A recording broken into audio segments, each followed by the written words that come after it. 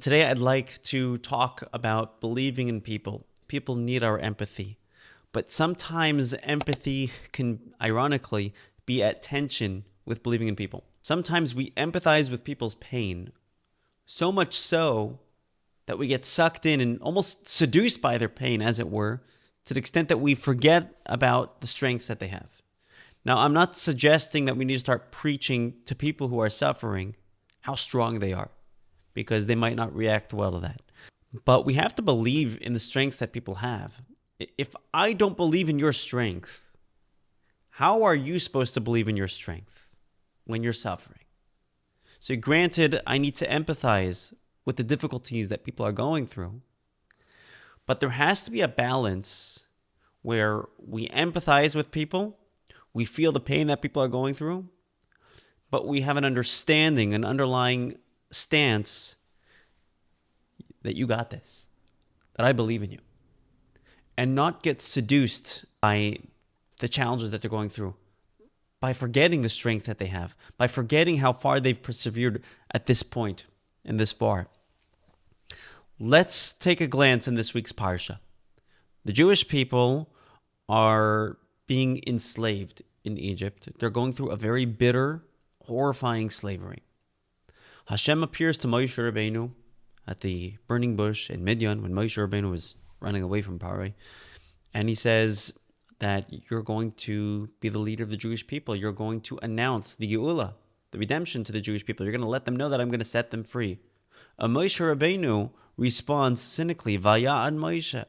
Moshe answers, Vayomer, and he says, Vehein lo ya'aminu li, they're not going to believe me.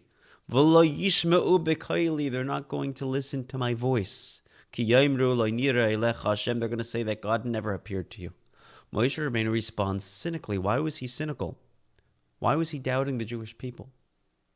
Some Mepharshim take the stance that Moshe Rabbeinu was actually doubting himself, and there's reasons why he was doubting himself. But the Gemara in Masechah Shabbos is pretty explicit that Moshe Rabbeinu was actually doubting the Jewish people. And the Gemara derives this from what the Torah next tells us, that Hashem says, Ma zeh biyadacha, what's this in your hand? Moshe says it's a staff. Hashem says throw the staff on the floor. It turns to a snake. And the Gemara says that snake was a symbolism of Lashon Hara. Moshe Rabbeinu had spoken in Lashon Hara about the Jewish people. And similarly, when Hashem told Moshe Rabbeinu to stick your hand in your coat, and he sticks his hand in his coat and he develops tsaras on his hand. Again, the symbolism of Lashon Hara. You've doubted the Jewish people. Don't speak like that about my people. They are ma'aminim, b'nei ma'aminim. They are believers, children of believers. They are children of Avraham, Yitzchak, and Yaakov. Of course they believe. Okay, why is Moshe Rabbeinu doubting the Jewish people? How could Moshe, what kind of leadership is this? He is the leader of the Jewish people, and his first call as leader is responded to with cynicism. One way to look at this, and I saw this in a sikh of the Rebbe, I thought, and to me this was so insightful, because I feel like this is a trap that we often fall into. Moshe Rabbeinu was so focused on the pain they've gone through. It's been many, many decades since they've been involved and engaged in very harsh and bitter slavery. And Moshe Rabbeinu's thinking, not that they're heretics, God forbid, or not that they're not faithful people. It's just that they have so much pain. They have so much suffering. There's so much difficulty that they've gone through. They've gone through so much trauma. Moshe Rabbeinu was so empathetic towards what they've gone through. How could they possibly envision or imagine or be hopeful toward Geula? You want me to inspire them with hope that there's going to be a better time? When they're in the thicket of difficulty and trauma and pain? How can I possibly do that? This was the underlying reason for Moshe's cynicism. He wasn't doubting the fact that at heart they might be faithful, but there's just so much pain. And Hashem's response to Moshe Rabbeinu is, why are you looking at them that way? Like, these are children who are believers, the children of believers. These are descendants of Avraham, Yitzchak, and Yaakov. Yes, they are going through a difficult time, and there's trauma, and there's pain, but why are you engaging in that version of them?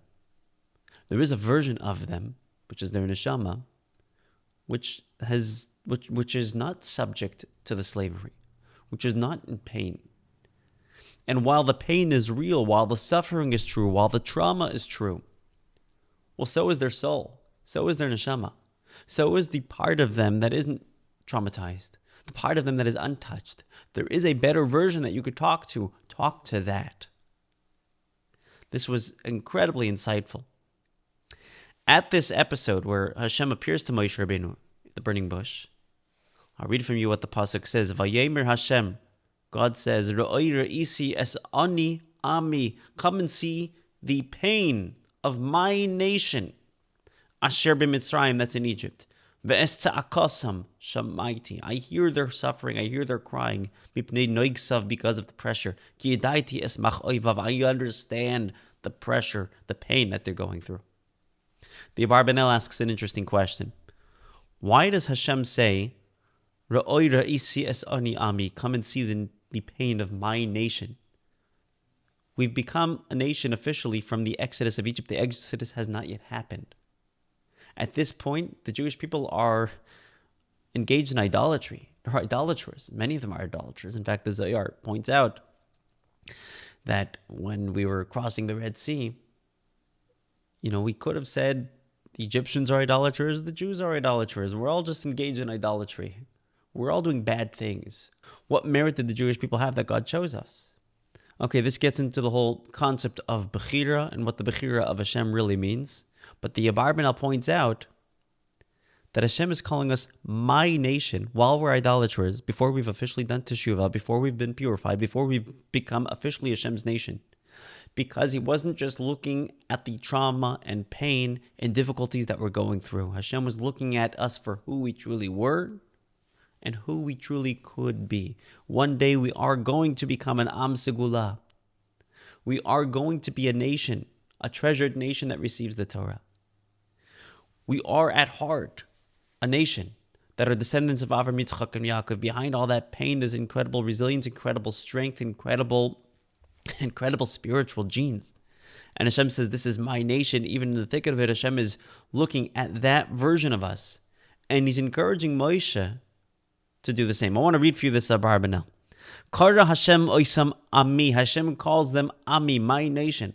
Afshahayu oivdei avodah zarah, even though they were idolaters. I shouldn't say they were idolaters, even though they were serving idolatry. That was the behavior they were engaged in. Umaluch lachim b'teyavas hamitzrim, and they were defiled by the dirt, if you will, or that which was disgusting in Egypt.